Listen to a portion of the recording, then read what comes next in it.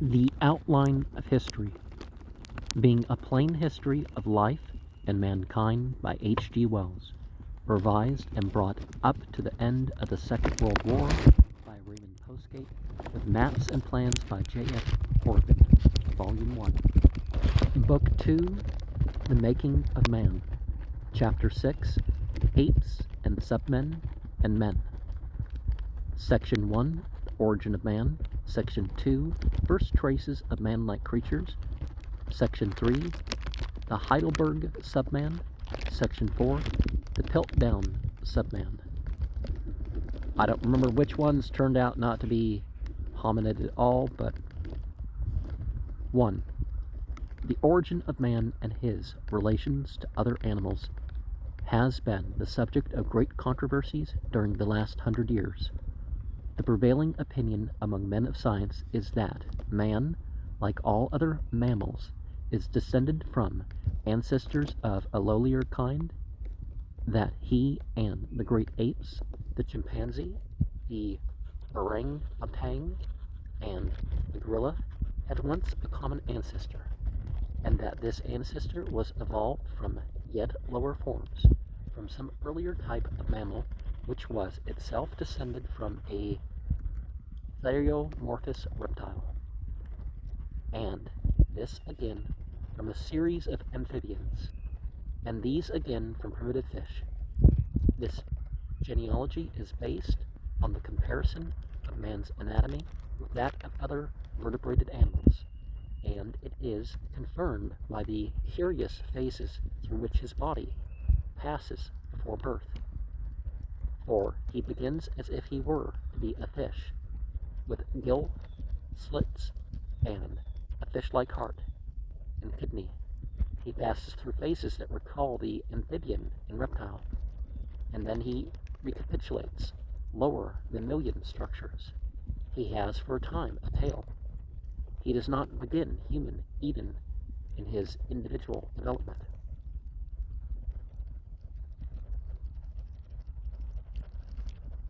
People kind of look like a leech-like mass, or a chewed clump, or some other stuff too, right? He struggles through to humanity in a score of small things of no advantage to him, in the hair and the direction of the hair upon his limbs, for example. He recalls the ape. Through millions and millions of lives, man has been shaped to such powers and hopes as he has today. He has come from a stir and movement in the waters to this, and he faces now, with a growing consciousness and will, his incalculable racial destinies. The writer follows this view of man's origins. It seems to him to be quite firmly an established one, but it is well to bear in mind that the animal ancestry of man is still passionately denied by many able and even learned people. The government of the state of Tennessee, for example, was so convinced to the contrary in the 1920s that it prohibited the teaching of this opinion to any of its schools and colleges. The family scandal is not, apparently, to be mentioned, and the authority of William Jennings Bryan, who followed his great prototype Jefferson in this matter, was weighed in the scale against the biological world in the trial at Dayton that ensued. It is sometimes alleged that various religious bodies, and particularly the Roman Catholic Church, are opposed to this view of man's descent from animal ancestors, but this does not seem to be the case. The Roman Catholic Church is no more committed to the view that man was specially created than it is to the doctrine that the world is flat, or that it is the center about which the sun revolves. Well, you can believe in a special creation, and you can believe in the natural processes that everything seems to go through. People once imagined that such were the doctrines of the church, but all that has since been cleared up quite satisfactorily. Many individual believers dissent from the scientific opinion because they feel it is more seemly to suppose that man has fallen rather than risen. Now, not all all religions believe that humanity has to fall. You know what I mean? That our nature is corrupted and we're supposed to exalt ourselves. Like Islam, for example, believes that we're created in the best of nature, and those who don't keep up with what is right, they fall towards the lowest of the low. I mean, lower than the animals that don't have the sort of choice that people have, or responsibility. But their objection does not commit their church as a whole. The task of the historian is to deal not with what is seemly, but with what is true. No considerable Christian body, indeed, now insists upon the exact and literal acceptance of the Bible narrative. Well, if the Bible is to be the Word of God, is like, then what is it? It's not. 2. That the freedoms of great poetry are very properly conceded, and so long as the biologist does not insist upon an animal origin for the soul of man, there is no real dispute between science and religion in this matter. It is not fair, however, to proceed to an account of man's descent without this preliminary intimation. The writer tells what he believes to be the truth, and it is not for him to state the arguments of opponents which do not appear to him to be valid, and to which he could not do justice. In the case of many of the great mammals, it is possible to trace the descent of the existing species almost step by step from an Eocene ancestor. This is so with the elephants, for example, the camels and horses. The series in these instances are very complete. There are multitudes of specimens and close graduations, but it has to be admitted that the fossil remains of human ancestors are rare and imperfect, and that broad gaps still remain to be filled in. Some of the gaps with other creatures are even bigger, but people are like, in the days when the great English naturalist, Charles Darwin, first drew the attention of the world to this question with his Descent of Man, the known prehistoric remains of men were rare and unhelpful. Between the man and the great apes is a great gulf that seemed to be fixed, and the missing link became a byword in popular discussion. It is only quite recently that vestiges have been found of creatures which seem to bridge that interval. The most striking of these are the Talus skull, discovered in 1924 and subsequently described by Professor Dart of Johannesburg, and the wonderful series of skulls of a subhuman creature, Sinanthropus, found still more recently at Peking. Both of these finds reveal creatures which were, in many respects, halfway between man and ape. The teeth, well, humans are technically a type of ape, which are a type of primate. And, so the teeth, the brain cases, the carriage of the head, and the slope of the forehead are more human than any apes, and more simian than any recorded human beings. It is frequently alleged that Darwin taught that man is descended from some man-like apes, such as the chimpanzee, the orangutan, or the gorilla, but that, of course, is as reasonable as saying that I am descended from some Hottentot or Eskimo, as young or younger than myself. Others alive to this objection say that man is descended from the common ancestor of the chimpanzee, the orangutan, and the gorilla. Some anthropologists have even indulged in a speculation whether mankind may not have a double or treble origin, the Negro being descended from a gorilla-like ancestor, the Chinese from a nearly orangutan, and the white race from a chimpanzee-like ancestor, and so on. The chimpanzee, by this brilliant theory, is the European's lowly brother, with a better claim to dine and intermarry with the best Nordic families than the more distant Negro or Chinaman. These are preposterous ideas. Now we find that the genetics between a male chimpanzee and a male chimpanzee, or a female chimpanzee, a male chimpanzee and a male human, or a female chimpanzee and a female human, are closer than a male and female chimpanzee or a male and female human. To be dismissed. It was formerly assumed that the human ancestor was probably arboreal, but the current idea among those who are qualified to form an opinion seems to be that he was a ground ape, and that the existing apes have developed in the arboreal direction from a less arboreal origin. Now, there is evidence of humans that were killed in trees or drug up to trees to eat, and it is thought that humans climbed grabbed meat and various things to eat, and climbed trees to eat them, or climbed trees to eat off the trees, and died in the process. So it's understandable why this was the idea. If one puts the skeleton of a man and the skeleton of a gorilla side by side, their general resemblance is so great that it is easy to jump to the conclusion that the former is derived from such a type as the latter by a process of brain growth and general refinement. But if one examines closely into one or two differences, the gap widens. Particular stress has been recently laid upon the tread of the foot. Man walks on his toes and his heel. His great toe is his chief lever in walking, as the reader may see for himself if he examines his own footprints on the bathroom floor and notes where the pressure falls as the footprints become fainter. His great toe is the king of his toes.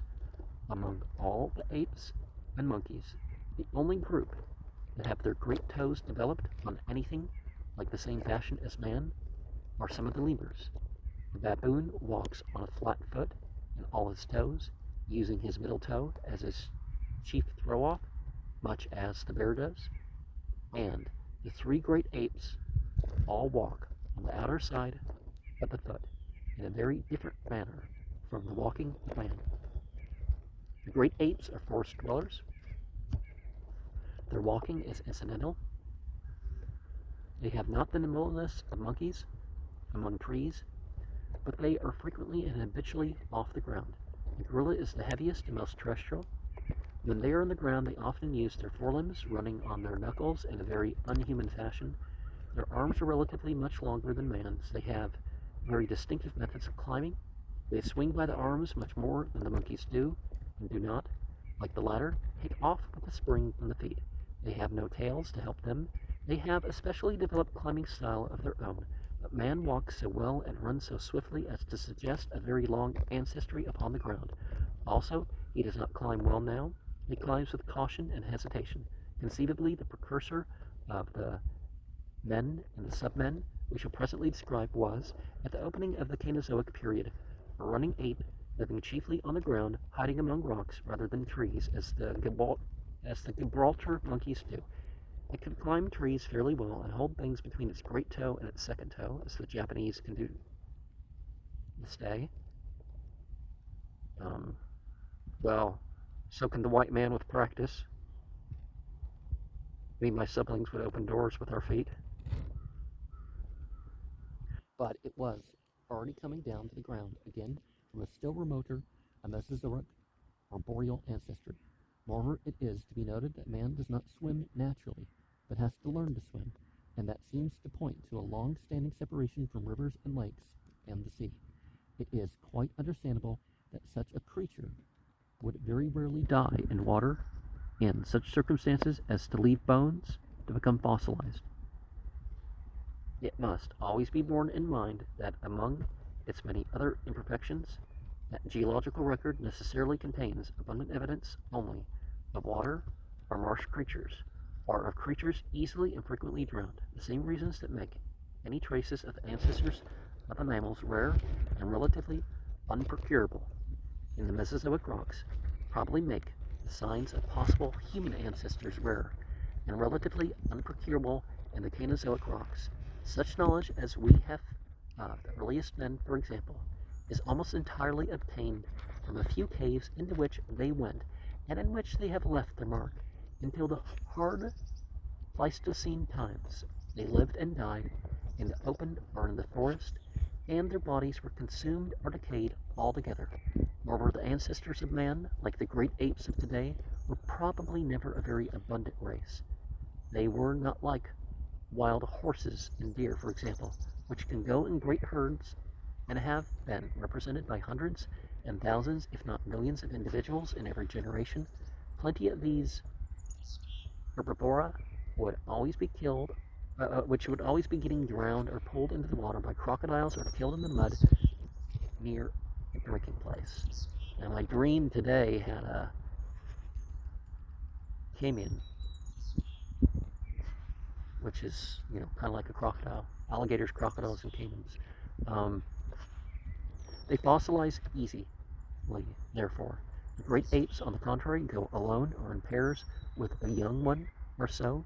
They range over wide areas in search of food and drive away other competitors of their own species.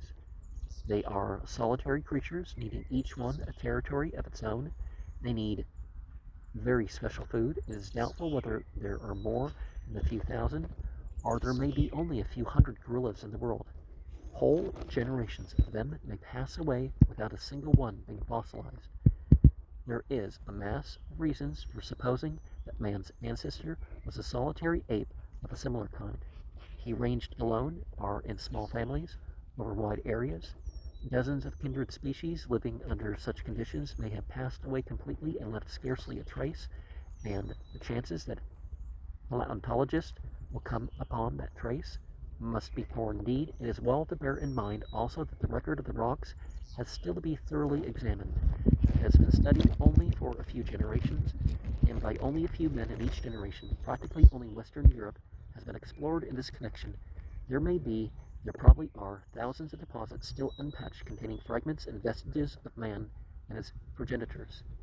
In Asia, in India, or the East Indies, or in Africa, the most illuminating clues must be hidden.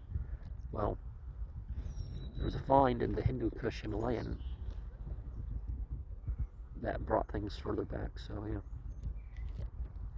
In America, it seems less probable than anything subhuman will be found. But what we know today of early man may be the mere scrap of what will presently be known. The apes and monkeys appear to have been differentiated already at the beginning of the Cenozoic age, and there are a number of Oligocene and Miocene apes, whose relations to one another and to their subhuman associates, to be presently described, have still to be made out. Among these, we may mention Dryopithecus of the Miocene age with a very human-looking jaw. There were numerous species of Dryopithecus, and it is not impossible that some one of them may have been in the direct line of human ancestry. In the Siwalik Hills of northern India remain some very interesting apes have been found, of which Sivapithecus and Palaeopithecus show some quasi-human traits. Propleopithecus from the Oligocene of Egypt must have been a very interesting creature. It was a little manly ape of the size of a small cat, and it may have been on the direct line of ancestry of the anthropoid apes of today. It was also very close to the ancestral human stem. Probably all these animals, these near men, used implements. Charles Darwin represents baboons as opening nuts by breaking them with stones, using stakes to prise up rocks in the hunt for insects, and striking blows with sticks and stones. The chimpanzee makes itself a sort of tree hut by intertwining branches. It also does this stick thing to catch ants and stuff. Stones, apparently chipped for use, have been found in strata of Oligocene age at Boncelis in Belgium, possibly the implement using this position was already present in the Mesozoic ancestors from which we appear to be descended. Early Pleistocene animals, contemporary with the earliest man. So before Homo sapiens sapiens, we have the hairy mammoth, the reindeer, Heidelberg man, saber-toothed tiger, musk ox, woolly rhinoceros, saber-toothed tiger, wild horse. Section 2. Among the earliest evidences of some creature more man-like than any living ape upon earth are a number of flints and stones, very roughly chipped and shaped so as to be held in the hand. These were probably used as hand axes.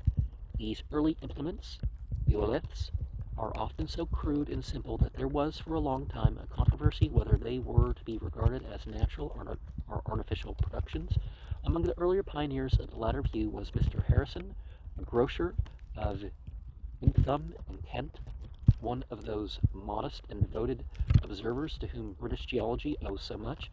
At first his eoliths were flouted and derided by archaeologists, but today he has the scientific world with him in the recognition of the quasi-human origin of many of his specimens.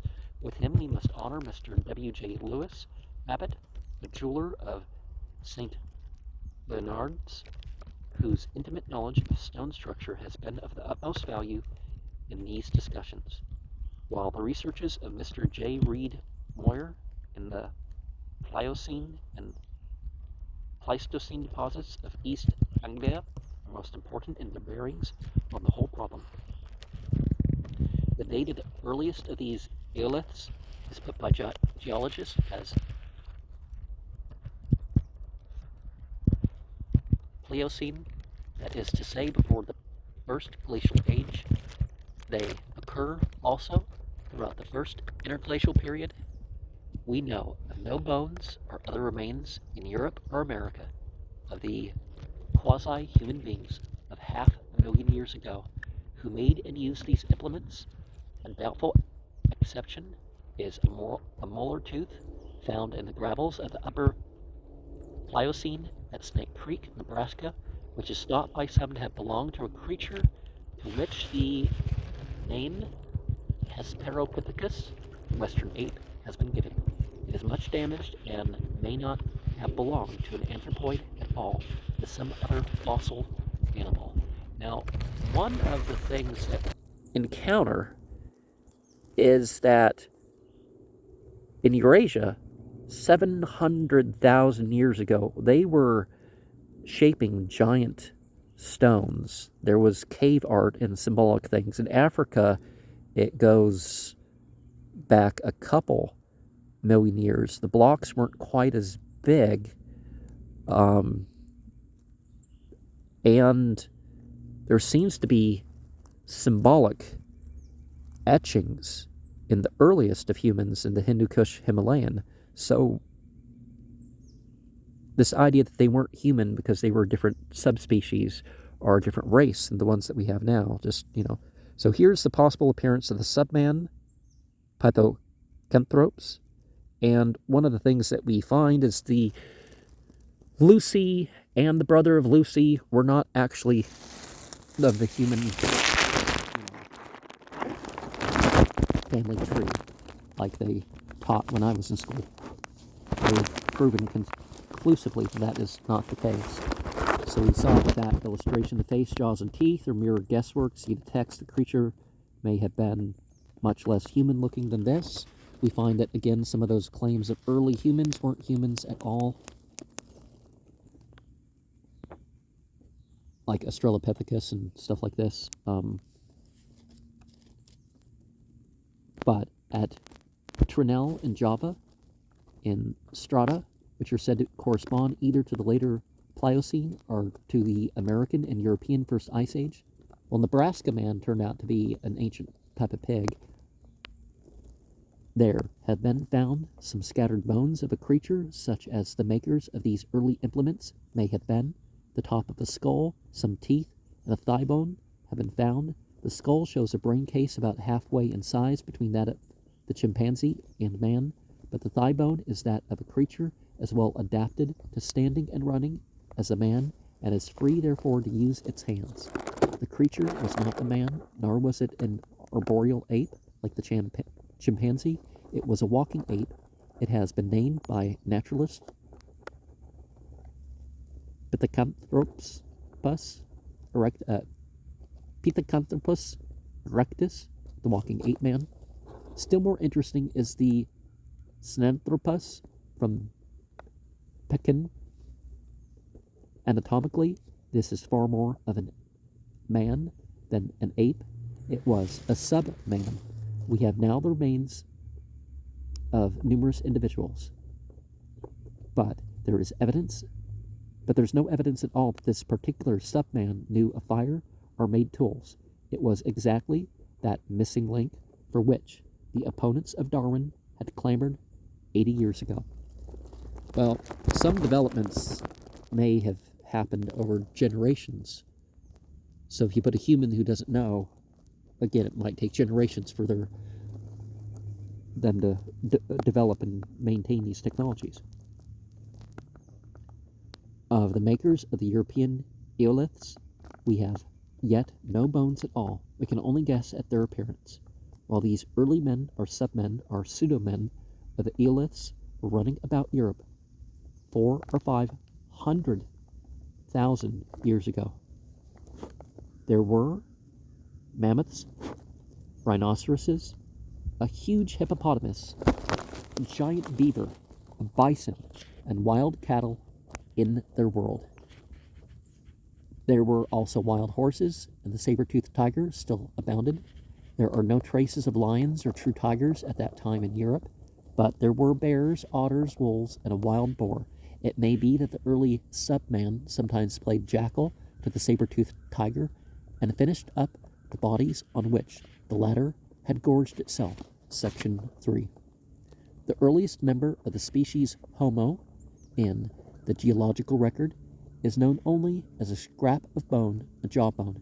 This jawbone was found in a sand pit near Heidelberg at a depth of 80 feet from the surface, and it is not the jawbone of a man as we understand man, but it is man-like in every respect, except that it has absolutely no trace of a chin. It is more massive than a man's, and its narrowness behind could not, it is thought, have given the tongue sufficient play for articulate speech. Well, about 40,000 years ago, again in the Hindu Kush Himalayan, most likely in what's modern-day Afghanistan, this one region, I forget, we have the change from 40 vocal sounds to over 200 that human became capable. It is not an ape's jawbone. The teeth are human. The owner of this jawbone has been variously named Homo heidelbergensis and Palanthropus heidelbergensis, according to the estimate form of his humanity or subhumanity by various authorities. He lived in a world not remotely unlike the world of the still earlier subman of the first implements, the deposits in which it was found to show that there were elephants, horses, rhinoceroses, bison, a moose, and so forth with it in the world. But the saber-toothed tiger was declining, and the lion was spreading over Europe. The implements of this period, known as the Chilean period, are a very considerable advance upon those of the Pliocene age. They are well made, but very much bigger than any true human implements. The Heidelberg man may have had a very big body and large forelimbs corresponding with the great size and massive character of the jaw. He may have been a hairy, strange-looking, inhuman creature. Section 4. We must turn over the record, for it may be another 100,000 years for the next remains of anything human or subhuman. Then, in a deposit ascribed to the third glacial period, which may have begun 100,000 years ago and lasted 50,000 years, the smashed pieces of a whole skull turn up. The deposit is a gravel which may have been derived from the washing out of still earlier gravel strata, and this skull fragment may be in reality as old as the first glacial age. The bony remains discovered at Piltdown in Sussex display a creature still ascending only very gradually from the subhuman. The first scraps of this skull were found in an excavation for road gravel in Sussex. Bit by bit, other fragments of this skull were hunted out from the quarry heaps until most of it could be pieced together. It is a thick skull, thicker than that of any living race of men, and it has a brain capacity intermediate between that of Pithecanthropus and man. This creature has been named Euanthropus, the Dawn Man. In the same gravel pits were found teeth of rhinoceros, hippopotamus, and the leg bone of a deer with marks upon it that may be cuts. A curious bat-shaped instrument of elephant bone has also been found. No eternal reward can forgive us now for wasting the dawn, as Jim Morrison said. There was, moreover, a jawbone among these scattered remains, which was at first assumed naturally enough to belong to that of a chimpanzee. It is extraordinary, like that of a chimpanzee, but Sir Arthur Keith, one of the greatest authorities in these questions, assigns it, after an exhaustive analysis in his Antiquity of Man, the edition of 1925, to the skull with which it is found. It is, as a jawbone, far less human in character than the jaw of the much more ancient Homo heidelbergensis, but the teeth are in some respects more like those of living men. Sir Arthur Keith, swayed by the jawbone, does not think that Eoanthropus, in spite of its name, is a creature in the direct ancestry of man. Much less is it an intermediate form between the Heidelberg man and the Neanderthal man we shall presently describe. It was only related, he thinks, to the true ancestor of man as the orang is related to the chimpanzee. It was a member of a number of species of subhuman running apes of more than ape-like intelligence, and if it was not on the line royal, it was at any rate a very close collateral. Now, the most eaten food of the human is the mango, and then the banana, which happened to be the most eaten food of the orangutan, and then the most eaten food of the chimpanzee. And we have teeth that match between their teeth more than other animals. We don't have true canines, thank you very much.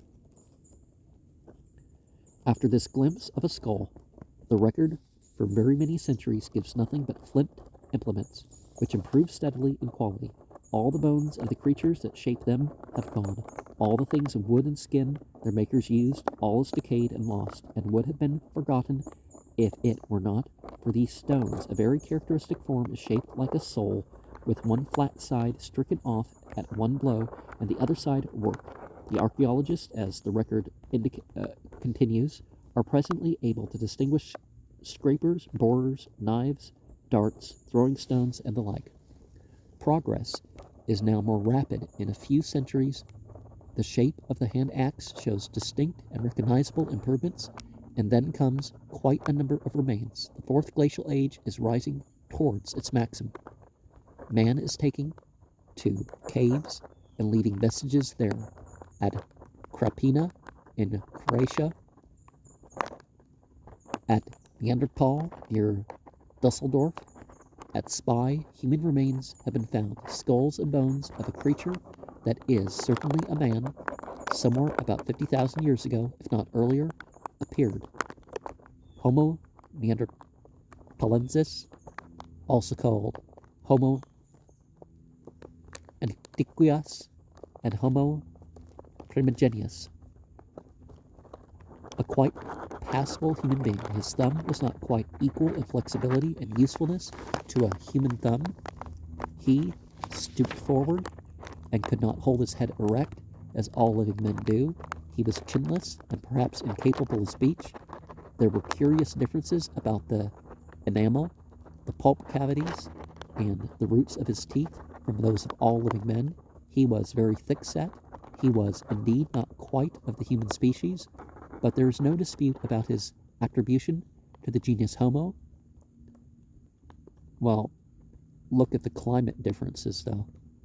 He was certainly not descended from Eoanthropus, but his jawbone is so like the Heidelberg jawbone as to make it possible that the clumsier and heavier Homo heidelbergensis, 1,000 centuries before him, was of his blood and race.